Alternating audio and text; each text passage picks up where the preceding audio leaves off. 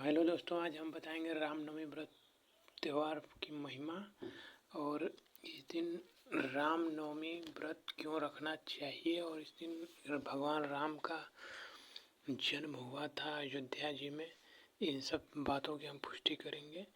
तो रामनवमी देखिए क्या है, चैत मास के शुक्ल पक्ष की नवमी को भगवान विष्णु के 7वें अवतार मर्यादा पुरुषोत्तम राम का जन्म हुआ था, जो बुराई पर अच्छाई की जीत की नींव रखता है, धर्म की स्थापना और आदर्श जीवन का प्रतीक है।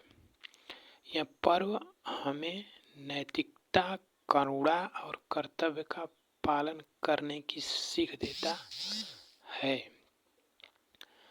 रामनवमी का महत्व भगवान राम के जन्म उत्सव से यानी उनके जन्मदिन से, यानी इसी दिन भगवान राम का जन्म हुआ था।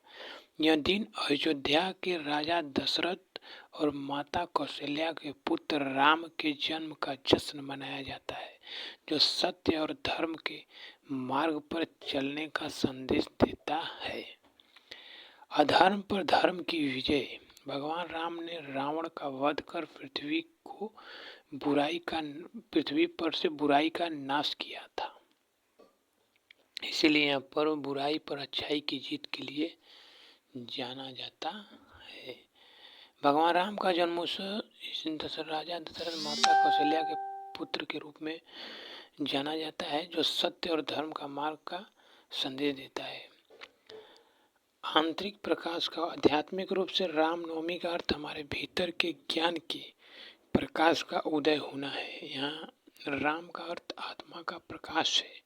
नवरात्र का समापन। यह पर्व चैत्र नवरात्र के 9वें दिन पड़ता है और देवी के 9 रूपों की भी पूजा इसी दिन की जाती है।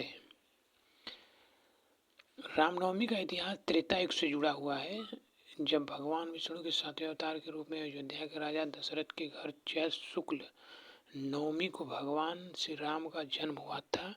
यह पर्व अधर्म पर धर्म की जीत और मर्यादा और आदर्श जीवन का प्रतीक के रूप में जाना जाता है। रामनवमी के इतिहास के मुख्य बिंदु इस प्रकार से हैं। जन्म कथा भी है, पर्व का महत्व भी है और 9 दिनों का उत्सव भी है। रामायण के अनुसार यह